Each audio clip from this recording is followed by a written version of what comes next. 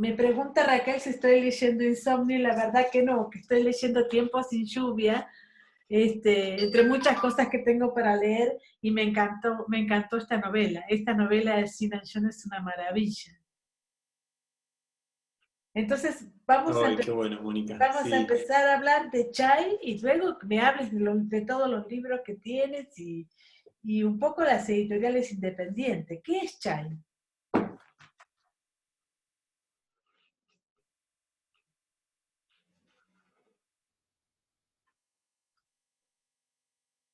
A ver, sí. Santiago, ¿me escuchas? No te escucho, ¿puede ser? Ahí volvió el sonido, sí. Sí, no, te preguntaba primero que vamos a empezar a hablar de la editorial, ¿qué es Chai, no? ¿Cuándo se te ocurrió? ¿Cuánto tiempo llevan? ¿Qué pasa con las editoriales independientes? Sí. Bueno, Chay es una editorial que fundamos en 2019, acá en Córdoba, en Argentina, y un poco con ese espíritu de enmarcarnos dentro de las editoriales independientes que pueden dar como un libro de la máxima calidad posible. Nos centramos en traducciones de narrativa contemporánea y tratamos de cuidar mucho la traducción. Nosotros éramos primero lectores y un poco sentíamos que faltaba una editorial de traducción contemporánea, que muchas otras toman o tienen algunos elementos en su catálogo, pero sentíamos que había toda una nueva generación de autores y de voces que valía la pena traducir y acompañar. Y también pensábamos que había un montón de traductores excelentes con los cuales nos gustaba trabajar y acercar libros. Entonces armamos esta editorial donde en cada libro pensamos con mucho cuidado la elección del libro, pero también la elección del traductor, para que la lectura sea, bueno, una experiencia de mucho disfrute y no algo que sucede a veces con algunos libros que por ahí vienen de otros lados y que no funciona tanto. Tratamos de tener traducciones latinoamericanas, esa es un poco nuestra prioridad. Ujú. ¿Córdoba no es Argentina o sí es Argentina?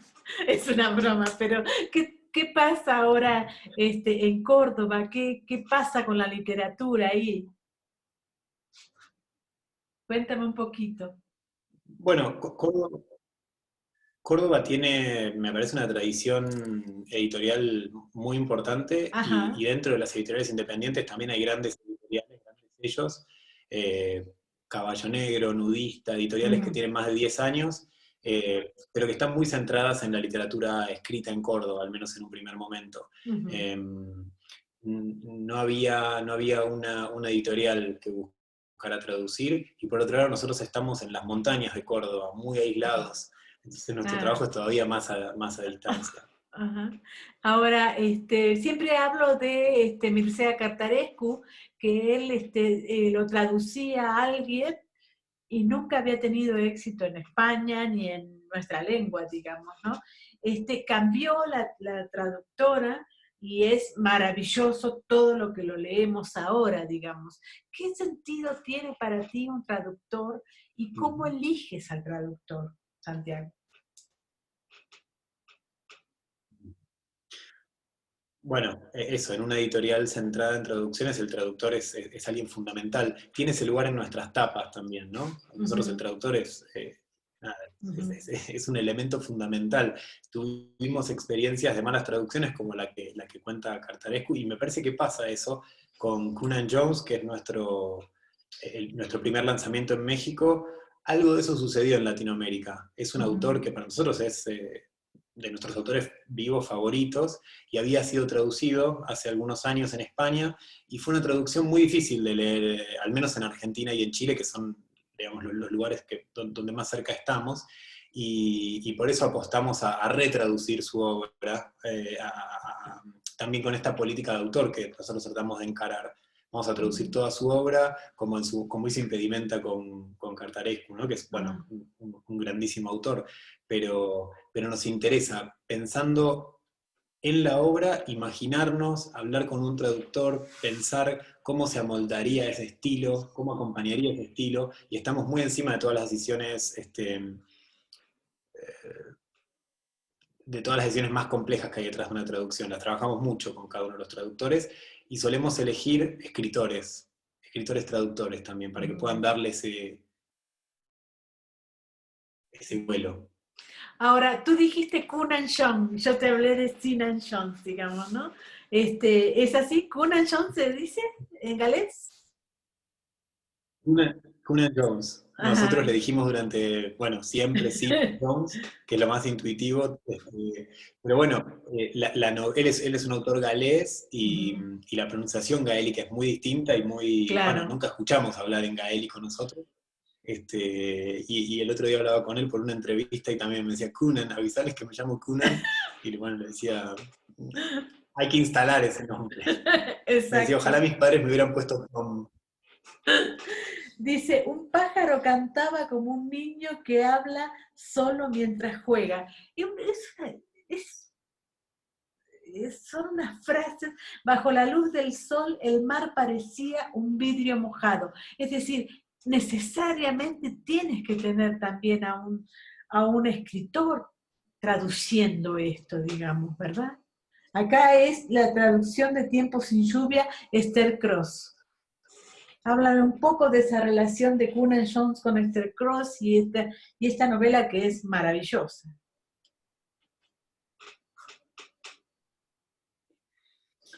Nosotros leímos esta novela, que es una novela rural, y es una novela súper poderosa, con esas imágenes, con esa intensidad, con una poesía que a veces nos remite a Ted Sí. Hughes, pero con una potencia que no se parece en nada a Hemingway, pero me parece que tiene esa fuerza en el fraseo también, ¿no? Y Esther Cross es una autora argentina que nosotros admiramos mucho y que tiene una serie de novelas rurales y que nos parecía que podía acompañar ese trabajo y ese fraseo. Y me parece que Esther Cross se entusiasmó muchísimo con el autor y esperamos que pueda seguir traduciendo la obra de Jones. Sí, me pareció sumamente acertada la traducción y ¿por qué una novela rural gaélica, digamos, ¿no? Por supuesto que la narrativa es genial, digamos, ¿no? Pero más allá de eso, ¿por qué Conan Jones en tiempo de lluvia en Chai?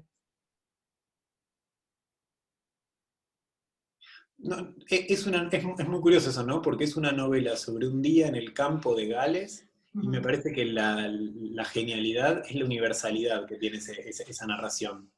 Aunque uno no conozca Gales, como es mi caso, pero me parece que logra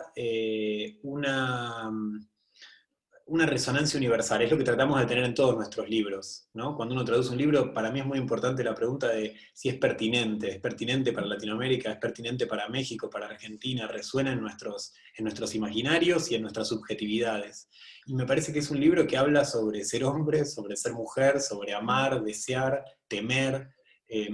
Entonces el escenario termina siendo algo fundamental, porque la naturaleza es fundamental, pero universal, donde me parece que cada uno de los lectores puede ubicarse, sufrir, maravillarse. Ese es un elemento para mí central de lo que hace Cunan en la novela. Y por otro lado también está el neoliberalismo, digamos, cómo tienen que vender las vacas, cómo está el tema de los precios, cómo su vida se ve modificada a raíz de la cantidad de acuerdos internacionales de los que ellos, por supuesto, a veces ni saben, digamos, ¿no? Leerla en tiempos de pandemia también es una cuestión, por ejemplo, no está el agua ahí, digamos, ¿no? Es terrible lo que está pasando ahí y leerla en tiempo de pandemia es un poco agobiante también. Sí, creo que está buenísimo lo que decís del neoliberalismo, porque la mayoría de las reseñas y los comentarios señalan la potencia de la naturaleza y cómo arrasa de algún modo y cómo determina las vidas de esta familia en el campo. Pero me parece que hay otra gran fuerza, que me parece que está mucho más velada, que es la fuerza del tiempo, de la dinámica económica, donde Mm. también, al igual que si fuera la lluvia, la meteorología, los protagonistas tratan de leer, de adelantarse, de invertir, tratan de hacer una serie de cálculos que también son un poco imposibles para ellos, Mm. ¿no? Están sometidos a una serie de fuerzas tremendas. Y es una novela que salió en pandemia y en Argentina, bueno, le fue muy bien, ahora en Chile le está yendo muy bien. Pero estoy de acuerdo con que me parece que es una novela eh, que no deja indiferente a quien la lee. No es una novela para pasar el rato, aunque No. sea corta y aunque se pueda leer rápido. Es una novela que tiene esa densidad que, con mucho disfrute, pero con mucho, ah, ¿cómo diría? Con mucho compromiso esa Ujú. lectura, creo. Sí, porque por otro lado también el neoliberalismo avanza sobre el campo, digamos, ¿no? Es decir, la otra vez me hablaba Gabriela Cabezón Cámara sobre este monocultivo que es la soja, ¿no? Es decir, uno tiene que enfrentarse a eso, es decir, no, tiene que haber varios cultivos para que la tierra sea fuerte, digamos, ¿no? Entonces, a mí no me resulta para nada una novela para leerla sino más, digamos, al contrario, me parece que hay reflexiones a cada minuto, ¿no? Totalmente, totalmente. Y sí, y también siento que esta lectura que estamos haciendo, bueno, Gabriela leyó la novela y fue muy generosa y la elogió mucho, hablamos sobre eso, pero me parece que también se puede leer, digamos, se puede leer sin ser consciente de todos los elementos, ¿no? Ujú, ujú. Eh, y me parece que ahí también podría haber de nuevo, yo después de muchos meses y después de haber escuchado muchas lecturas, hay lecturas que se asientan sobre lo natural, sobre la paternidad. Esta otra lectura económica coyuntural es súper interesante. Hay lecturas sobre la feminidad y el cuerpo de la mujer. Digamos, me parece que también tiene esa posibilidad de que uno de una lectura, que como toda lectura es un recorte, pero que cada uno encara esta novela corta pero tan compleja desde un montón de aristas. Sí, por supuesto que también está la soledad, de eso ni hablar, ¿no? La herencia, sí, claro, un montón. ¿Qué pasa con Insomnio de Marina Benjamin, la traducción de Florencia Parodi, Santiago? Eh, Cuando armamos la editorial, un poco pensamos eh, que sean libros que le abren a los lectores de hoy, de ahora, que resuenen con sus temáticas. Y como decíamos de Sinan Jones, que es una novela exigente en pandemia, me parece que Insomnio tuvo otro éxito, digamos, otra cercanía con el lector, para no hablar de éxito, que es menos interesante, pero me parece que en estos meses y este año tan complejo y tan difícil, me parece que Marina Benjamin hace algo muy excepcional, que es un libro que no es del todo una memoria, o no es solo una memoria, tampoco es un ensayo, sino que es ah, tomarle el ritmo al insomnio. Ujú. Muchos lectores que nos escribían nos decían que se identificaban, que nunca se habían sentido más que identificarse, que nunca se habían sentido tan acompañados en su insomnio. Porque es una autora que sufrió insomnio toda su vida, una mujer de 60 años inglesa, una ensayista muy, muy brillante, pero que habla de su biografía como insomne, pero no tratando de sacarse de encima el insomnio, sino metiéndose adentro del insomnio. ¿Qué es el insomnio? ¿Qué significa? ¿Qué potencialidades hay ahí adentro? Sino, digamos, no tratarlo como una patología, sino explorarlo. Y explorarlo con asociaciones hermosas, con un fraseo poético muy precioso, eh, y con un montón de escenas de la vida privada que me parece que todos los que sufrimos insomnio nos podemos agarrar de eso, para nombrar mejor lo que nos pasa. Sí, y sobre todo porque tampoco hay demasiado escrito sobre el insomnio. Uno tiene 3 o 4 libros para leer, pero todos ahora me parece que estamos consustanciados con ese tema, digamos. Todos sufrimos insomnio, creo. Totalmente. Antes era como una cosa, bueno, sufre el vecino, digamos, ¿no? Pero ahora todos hablamos del insomnio Mm, cuando nos encontramos. claro, y me parece que lo que hace Marina ahí, que es muy, muy hermoso, es asociar el insomnio al deseo. ¿No? Ella, bueno, por supuesto le da Lacan, a Oliver Sacks, a todos los autores, a Freud, Claro. digamos, pero también lee lee el ser mujer y el cuerpo. Ella tiene otro libro muy hermoso sobre la menopausia, ¿no? También sobre el cuerpo de la mujer, sobre el tiempo, y entonces en este libro puedo hablar de Lacan, de Oliver Sacks, pero también puedo hablar de Penélope y la espera Mm. de Penélope y la noche para ella. Digamos, puedo hablar de ciertas pinturas clásicas. de Sherazade, por supuesto. Me parece que hace una deriva que un poco se parece al insomnio, ¿no? Cuando uno está insomnio y el pensamiento va para un lado y va para otro y vuelve, y uno de repente tiene energía y la pierde. Y me parece que el libro tiene ese gran mérito de seguir el mecanismo del insomnio. ¿Ella es algo de Walter Benjamin Una o de no? las No, sí, no, Sí. lamentablemente no, pero te decía que me parece que una cosa hermosa que leímos en una reseña sobre su libro, eh, es que le escribe una carta de amor al insomnio, Ajá. ¿no? Como si fuera Amigándose. amigándose totalmente, totalmente, como cambiando esa posición de luchemos contra el insomnio digamos, y tratar bueno, meterse ahí en lugar de neutralizarlo. Claro, claro. Ahora, son estos dos libros con los que vienes aquí a México.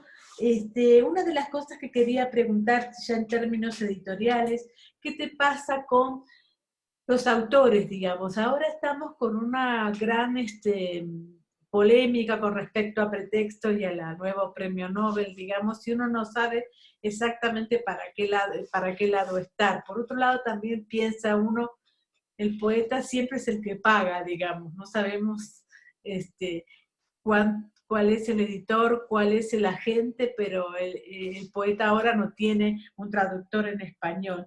¿Cómo ven ustedes a esto? Porque mañana Cunan John puede ganar tranquilamente el Nobel sin ningún problema, ¿no? O Marina Benjamin, digamos.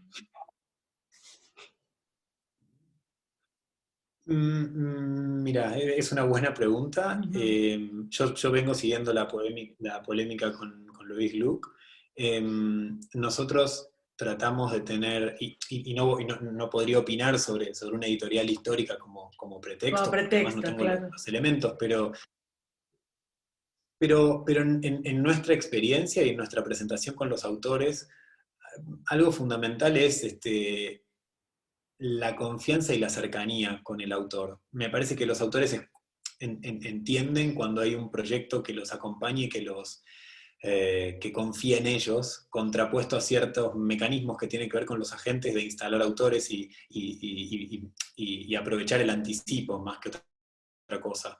Nosotros tratamos de tener una política editorial de autor y contratar la obra de un autor si podemos, como en el Ujú. caso de Conan Jones o Donald Antrim, que es un narrador norteamericano que amamos, de la generación de David Foster Wallace, que sale en México en febrero, Deborah Eisenberg, que es una cuentista mítica. Tratamos de, cuando se puede, tener incluso un vínculo directo con el autor, cuando la gente no lo mediatiza demasiado. Y tratamos de defender esa obra, digamos. El punto de partida para nosotros siempre es el entusiasmo que nos genera un libro. El otro Ujú. día leía unas memorias de Calazo, hablando de Elia Delphi, y bueno, es un punto de partida para nosotros fundamental, amar cada uno de los libros que sacamos y poder defenderlos y poder disfrutarlos, y en los mejores casos, como Conan Jones, tener un vínculo directo con el autor. Y bueno, van las dos últimas preguntas. La primera es, por supuesto, el valor que empiezan a tener las editoriales independientes, digamos, ¿no? Hay un gran mercado que manejan las dos grandes editoriales, y luego están estas editoriales que manejan los libros que nosotros quisiéramos leer, digamos, ¿no? Ahora, ¿cuánta gente quiere leer los libros que sacan esas editoriales independientes? ¿Lo pensaste un poco?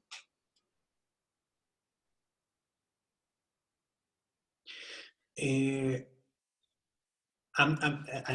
Voy a hablar de la situación en particular en Argentina, que es la que más conozco, pero yo creo que durante esta pandemia, algo que pasó y que me comentaban en Sexto Piso, que quizás había algo parecido en México, es que las editoriales independientes que pudimos, seguimos produciendo libros, hablando con los lectores, desde esa flexibilidad de ser estructuras microscópicas y muy chiquititas, desde el placer y desde la apuesta, no tanto desde el cálculo. En este sentido, yo algo que sí veo que está pasando es que las editoriales independientes que trabajan están tomando en el público más lector de literatura una relevancia enorme este último tiempo, en particular este último año. Lo que pasó en Argentina fue que muchos de los grandes grupos pusieron pausa, Sí, ¿no? es cierto. Y Con me la parece prensa que también, sí. en estos y me parece que en estos meses que fueron tan de lectura y donde la lectura y los libros fueron una compañía, se afianzó mucho la relación con los lectores. Nosotros somos una editorial muy joven, pero nos encontramos dialogando y muy cerca de lectores y recibiendo, digo, agradecimientos o críticas, pero como en un diálogo muy, muy fluido. Me parece que pasó lo mismo, al menos en Argentina, con las librerías independientes, que son un fenómeno un poco cercano, ¿no? Acá en las Claro, cadenas nuestros libros tienen más visibilidad que en las en las librerías donde hay un librero leyendo, eligiendo, recomendando. Me parece que todo eso en estos meses en Argentina se fortaleció, por lo que veníamos hablando en Chile podría ser algo de lo mismo. Eh, y, y bueno, estamos entusiasmados con ese avance de la editorial, de la edición independiente. mm. Bueno, y la última es un poco antipática, pero es preguntarte el modelo de negocio que tienes para México. ¿Cómo, o sea, porque bueno, una cosa es que nos llegue a la prensa, pero cómo llegan a los lectores? ¿Hay una distribuidora? ¿Cómo es este tema? Nosotros pensamos la editorial desde el primer momento como una editorial latinoamericana, seguro, Ujú. y con la pregunta de España también como otro mercado, ¿no? Hablando más del modelo. En ese sentido, desde la elección de los libros, en la medida de lo posible, la traducción, que sean traducciones latinoamericanas, no lunfardas, no con un voceo, ¿no? O sea, hay un montón de decisiones que tienen que ver con cómo se hace el libro. Y después con el modelo de negocios me parece que pasa lo mismo. Para mí no es antipática la pregunta porque Ah, me parece que son las preguntas que nos hacemos todo el tiempo. ¿Cómo llegar bien a México? ¿Cómo permitir que nuestros libros estén para los lectores claro. a un precio accesible también?